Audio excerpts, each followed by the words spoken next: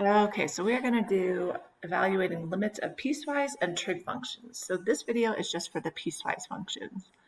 So it's kind of like two parts. So when you have piecewise functions, there's different parts. And so you want to make sure that your left-sided limit and your right-sided limit agree. So that's what this notation is telling you. All right. So if my left and my right side limits are the same, then that will be your limit value. So on example 1, we have a parabola for half of it and a line for the other half. And what we want to know is if the line and the parabola meet up or not. So even if these domain restrictions, if they're equal or not, remember we could have an open circle. When we substitute that y value, that's going to be the quickest way, if it's defined, to find what that limit would be. So on the top function, since this is when x is less than 1, this is really finding the limit when x approaches 1 from below. And so if we substitute 1 minus 4 is negative 3. And the bottom function is a line. So this would be the limit as x approaches 1. And since it's when x is greater than 1, it's when 1 from above.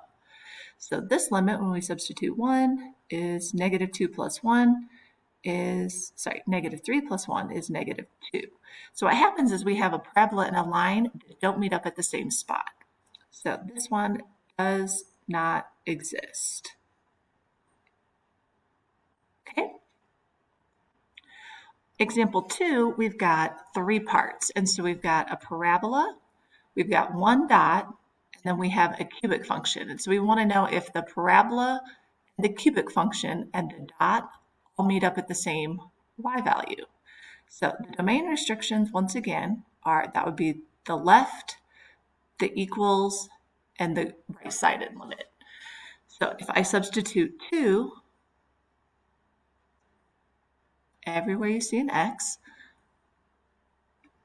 change colors, I would have on the left-sided limit, we would have 2 squared is 4, 4 plus 6 minus 4, so those cancel. So our left-sided limit is 6. Function value is 4, and so we're going to come to that. So I'm going to put equals. So this is my left. This is a dot. So right now that dot's not filling in where my hole would be.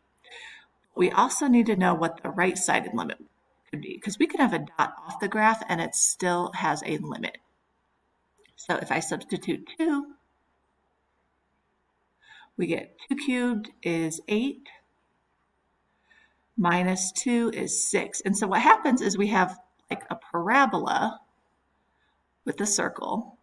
We have a dot that's off of it at 4, because that one's at 6. And then we have a cubic that's going to pick up right where that left off. And I'm just guesstimating on those. I know that's not what it really looks like. And so we don't care about the function value, but the left and the right limit are the same. So our limit is 6.